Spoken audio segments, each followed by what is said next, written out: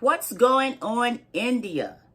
Why are so many people from India watching my videos? That's what I'm asking. This is a carnivore channel. And I kind of assumed that most people from India would probably be on like a vegan type plant-based diet.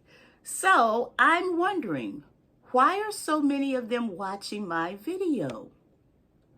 I know it's because they're smart. It's because just like the US, their ratio of metabolic syndrome, diabetes, heart disease, and high blood pressure is 3-to-1, just like us. And they're smart enough to challenge the status quo. They want to understand more about different diets that can help them. So let's talk about it.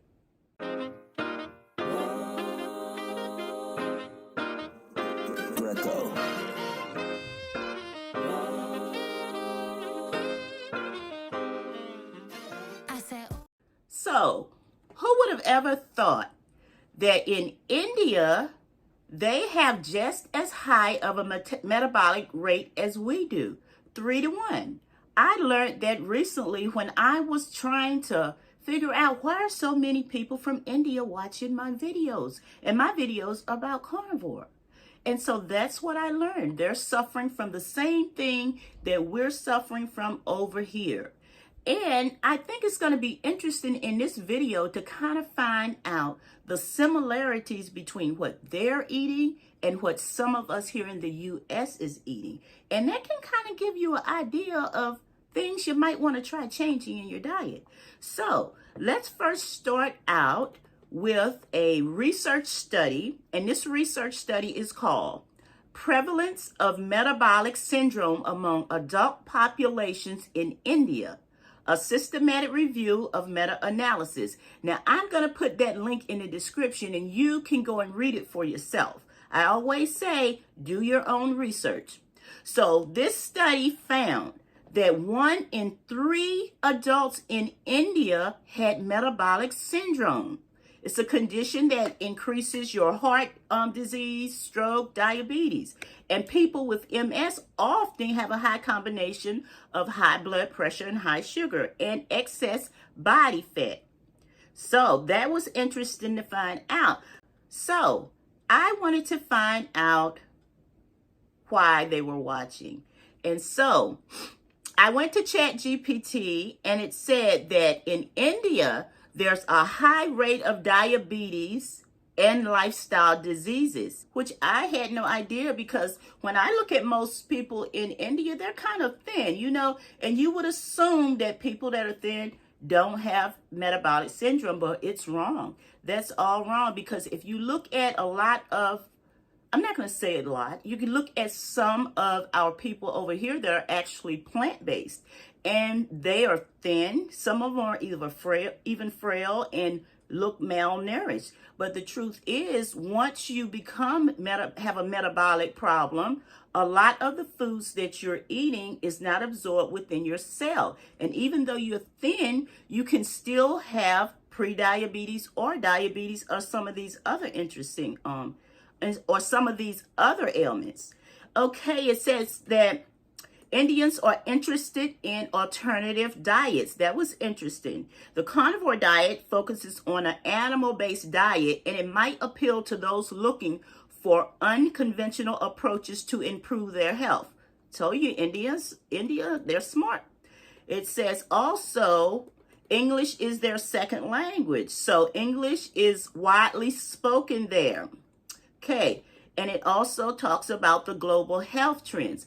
Now, let's look at what they eat over in India, what we eat over here, or what we don't eat. So we can get an idea of, you know, sort of a process of elimination. Maybe certain things you might need to take out of your diet in order to feel better. So, what are the staple foods in India? So it says the staple foods are rice, a staple in many parts of India, especially in South and East. We eat rice over here. We eat it in the vegan diet. We eat it in the omnivore diet. Wheat, common in the North, often consumed as flat bread, like roti or chapati. We eat it over here in the vegan community, in the omnivore community. Lentils and pulses, a significant source of protein, often used in dishes like dal. I hope I pronounced that right. Lentils, we eat it over here in the vegan community, in the omnivore community. Vegetables, a wide variety including potatoes, onions, tomatoes, spinach, and cauliflower. We eat it over here in the vegan community, in the omnivore community. Fruits, mangoes, bananas, apples, and oranges are popular. We eat it over here in the vegan community, in the omnivore community. Okay, it says also protein sources. Here are their protein sources. They get their protein from dairy, meat, and eggs. However, they have limited meat consumption. And spices, which is something I recently done a video on with talking about my 5 mistakes as a carnivore, and not realizing the spices that I was putting on my food was also causing problem because they come from plants. So they use a lot of spices and condiments. It says India is known for its rich use in spices like turmeric, cumin, coriander, and chili. Condiments like pickles, chutney, and rataya, something like that. So those are all similar things that we eat over here, either in the vegan community or the omnivore community. So there are similar things, and they are low meat consumption.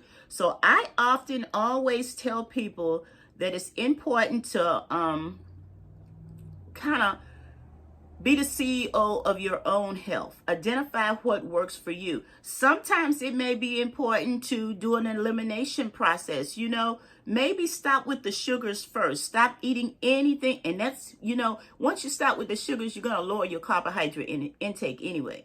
So if you start with the processed foods, then start with the sugars, and then lower your carb intake, and pay attention to what's going on as you are eliminating each of these different things. So it's important, you guys, pay attention to your own health. Don't always just continue to do what you were taught or what you was indoctrinated to believe. That's all I gotta say about that. So thank you for watching this video. And if you like this video, take the time to go right down there and like this video.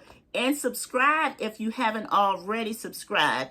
And leave a comment in the comment section. Tell us more about your diet journey and what you're doing. So, thanks. Talk to you later.